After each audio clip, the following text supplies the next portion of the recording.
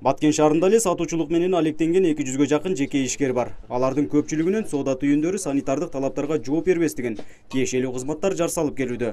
Көзөмөлдөөчү органдардын аларды тартипке алып келүү үчүн ишкердикти колдоо боюнча мыйзамдарга ылайык бир жылда бир гана жолу текшерүүгө укугу бар. Ал эми керектөөчүлөрдүн кайрылуусу менен пландан сыртта текшерүүгө алса болот экен. Бирок ушул кезге чейин санитардык көзөмөл борборуна бир да жолу арыз түшө элек. Бүгүнкү күндө бул мыйзам керектөөчүлөрдүн укугуну чоңойтутат да.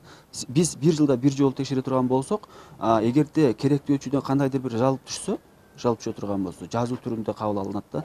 Түшө турган болсо, каалаган маалда барып текшерилет ал. Тилекке каршы түшкөн жок, түшпөй атат. Бизде ошо кыргыздарда, айрыкча Баткенде өлүп кетсин, жаман көрүнбөйүн дегендей принцип менен турушат экен дагы. Көрүп туруп дагы айтышпайт. Мындан улам соода түйүндөрүндө сатылып жаткан тамак аш продуктыларынын ден соолукка кооптуулугу да жогору. Анткени көпчүлүгүндө санитардык талаптар аткарылбай, сактоо шарттары да бузулган. Мындан сырткары кошуна өлкөлөрдөн алынып келинген суусундуктарда эч кандай тактама кагаздары жок.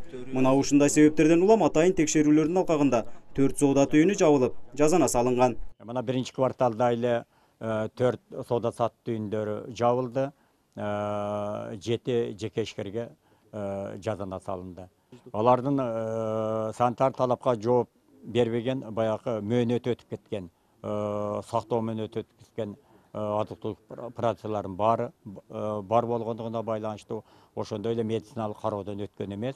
Кыргыз Республикасынын өкмөтүнүн 225 токтомун аткарбагандыгы жөнүндө штрафный санкциялар салынды. Ал эми жеке ишкерлер болсо мыйзам тарабынан текшерүүлөргө карата жеңилдиктер берилгени менен салыктын көбөйгөндүгүнөн тар жерге көп продуктуларды баткырууга аргасыз болуп жаткандыктарын айтышууда. Бул учурда тамак аш азыктары менен кошо эле башка товарларда жанаша коюлуп сатылууда. Ошол себептен санитардык талаптарга жооп берген соода түйүндөрү Баткен шаарында саналуу гана. Квадрат метр деп атпайбы азыр бетте. Азыр мына 40 квадратка азыр 6000 деп ататтар. 6000ге мен азыр муктажым жок да азыр бергенге. Азыр соода жок тем более. Азыр ошого баргансын кыскартыш керек. Анан силерге айтмакчы баягы мени уже месанем кыскартып атпайбыз ошого карата эле. Налог азыр квадрат 6000 болуп атат. Мында 1000 сом болсо 6000, азыр 5 эсе кымбат болуп атпайбы? Азык-түлүк коопсуздугун эске алганда облус борборундагы соода түйүндөрүнүн көпчүлүгү жабылууга тийиш. Мындай кадам менен эле абалдан чыгууга болбостугун бардык көзөмөлдөөчү органдар айтышууда. Эң биринчи кезекте керектөөчү өз ден соолугун ойлош керек. Шек жараткан тамак аш азыктарын албай койсо эле сатуучулар да элдин талаптарына ылайык продуктуларды сатышмак дешет адистер. Бизде мына элдин арасында келип ушул сактоо мөөнөтүн караган учурлар өтө аз да. Биз телевизордон дагы чыгып айтып атабыз, ушундай суроону карап алгыла деп.